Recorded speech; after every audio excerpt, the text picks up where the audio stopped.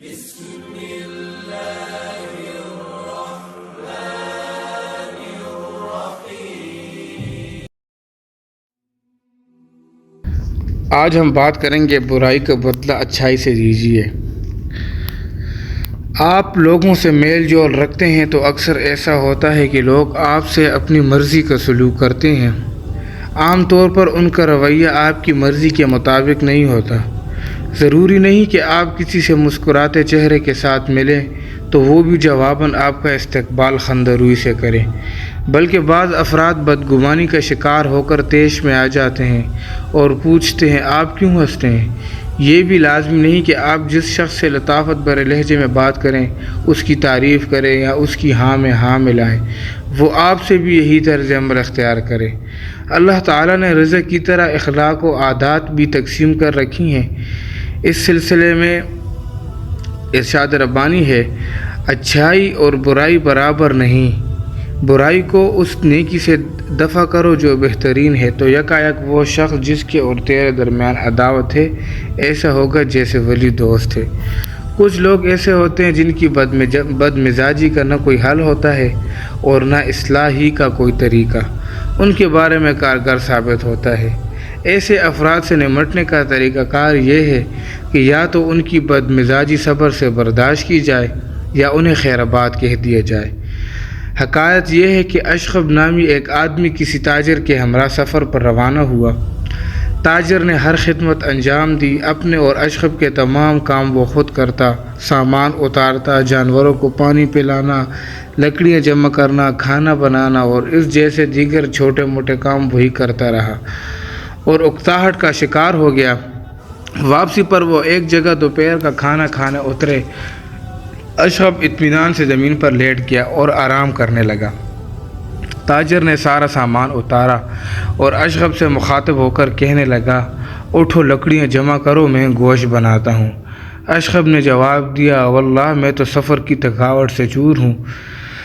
تاجر خود ہی اٹھا، لکڑیاں اکٹھی کیں اور اشخب سے کہا اٹھ کر آگ جلاؤ۔ اس نے کہا دھوئیں کے قریب جاؤں تو سینے میں تکلیف ہوتی ہے۔ تاجر نے آگ بھی جلائی، پھر اشخب سے کہا اچھا گوشت بنانے میں میری مدد کرو۔ اشخب ڈٹھائی سے بولا، ارے وہ کیوں، میرے ہاتھ میں چھری لگ گئی تو اس کا ذمہ دار کون ہوگا؟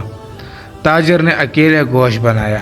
پھر اشخب سے کہنے لگا اٹھو گوشت ہانڈی میں ڈالو اور کھانا پکاؤ۔ اشخب نے کہا کھانے پکاتے ہوئے بار بار ہانڈیاں دیکھنی پڑتی ہے، مجھ سے یہ نہیں ہوتا۔ تاجر بیچارے نے یہ کام بھی اپنے سر لیا۔ کھانا تیار ہوا تو وہ تھک کر لیٹ گیا۔ اشخب سے کہا اشخب ذرا اٹھ کر دسترخوان پہ بچھانا اور پلیٹ میں کھانا بھی نکال دینا۔ اشخب بولا میرا جسم بھاری ہے، مجھ سے یہ کام نہیں ہوں گے۔ تاجر اس بار بھی خود ہی اٹھا اور کھانا نکال کر دسترخوان پر لگایا۔ پھر اشخب سے کہا آؤ کھانا کھا لو۔ اب اشخب بے شرمی سے بولا واللہ مجھے شرم آ رہی ہے، میں نے تمہاری ہر بات ٹال دی لیکن اب تمہاری بات مانوں گا۔ یہ کہہ کر وہ کھانے میں شریک ہو گیا۔ اشخب جیسے افراد سے آپ کا سامنا بھی ہو سکتا ہے، لیکن ایسے موقع پر پریشان نہ ہوں اور دل بڑا کر لیں۔ مربی اول صلی اللہ علیہ وسلم لوگوں سے معاملہ کرنے میں سمجھداری سے کام لیتے تھے۔ آپ جذبات کے تابع نہیں تھے، آپ دوسروں کی غلطیاں برداشت کرتے اور نرم رویہ رکھتے تھے۔ ایک دن رسول اللہ صلی اللہ علیہ وسلم اصحاب اکرام کی مبارک مجلس میں تشریف فرما تھے۔ ایک اعرابی آیا جو دید کی ادائیگی میں مدد کا طالب تھا۔ رسول صلی اللہ علیہ وسلم نے اسے کچھ مال دیا اور مزاحیہ انداز میں پوچھا میں نے تم سے اچھائی کی؟ اعرابی نے کہا نہیں، تم نے کوئی اچھائی نہیں کی۔ اس پر صحابہ کرام کو غصہ آیا اور وہ اس کی طرف بڑھنے لگے تو آپ نے روک دیا۔ پھر آپ گھر گئے اور اعرابی کو بھی وہیں بلا لیا۔ آپ نے اس سے کہا تم ہمارے پاس آئے، ہم سے مدد طلب کی، ہم نے تمہیں کچھ نہ کچھ دیا اور تم نے جو کہا سو کہا۔ یہ کہہ کر آپ نے اسے کچھ اور پیسے دیے، پھر دریافت کیا میں نے تم سے اچھائی کی؟ اعرابی بولا ہاں، اللہ تمہیں اہل و عیال کی طرف سے جزائے خیر عطا کرے۔ آپ کو اس کے اطمینان سے خوشی ہوئی۔ آپ صلی اللہ علیہ وسلم نے فرمایا تم ہمارے پاس آئے، ہم نے تمہیں کچھ نہ کچھ دیا، تم نے جو کہا سو کہا۔ میرے ساتھی تم سے ناراض ہیں، ان کے پاس جا کر شکریہ کے الفاظ کہو جو مجھ سے کہے ہیں تاکہ ان کے دل تمہاری طرف سے صاف ہو جائیں۔ اعرابی آیا تو رسول صلی اللہ علیہ وسلم نے صحابہ کرام سے مخاطب ہو کر فرمایا، آپ کا ساتھی ہم سے مدد کا طالب تھا، ہم نے اس کی مدد کی، اس نے جو کہنا تھا کہا، ہم نے اسے پھر بلایا، کچھ اور پیسے دیے تو یہ راضی ہو گیا۔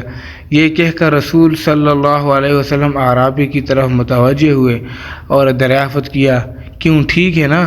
اعرابی نے کہا، ہاں بالکل ٹھیک، اللہ تمہیں اہل و عیال اور خاندان کی طرف سے جزائے خیر عطا کرے۔ اعرابی رخصت ہونے لگا تو آپ صلی اللہ علیہ وسلم نے فرمایا، اس اعرابی کی اور میری مثال یوں ہے کہ ایک آدمی کی اونٹی بدک گئی، لوگ اس کے پیچھے بھاگے، وہ انہیں دیکھ کر اور تیز بھاگی۔ صاحب ناکہ نے کہا، میری اور میری اونٹنی کے درمیان سے ہٹ جاؤ، میں اس سے نرمی برتوں گا، مجھے اس کے مزاج سے واقفیت ہے۔ وہ گیا، کچھ گھاس پھوس جمع کی اور اونٹنی کو بلایا۔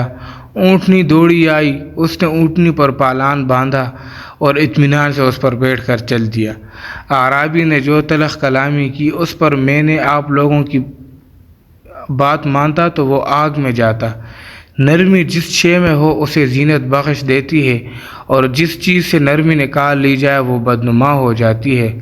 روایت میں ہے، رسول صلی اللہ علیہ وسلم فاتحانہ مکہ میں داخل ہوئے اور بیت اللہ کا طواف کرنے لگے۔ فضالہ بن عمیر آپ صلی اللہ علیہ وسلم کی طرف بڑھے جو دل سے مسلمان نہیں ہوئے تھے، وہ بھی آپ کے پیچھے پیچھے طواف کرنے لگے۔ اس کا ارادہ تھا کہ موقع پا کر رسول صلی اللہ علیہ وسلم کو نعوذ باللہ قتل کر دیں۔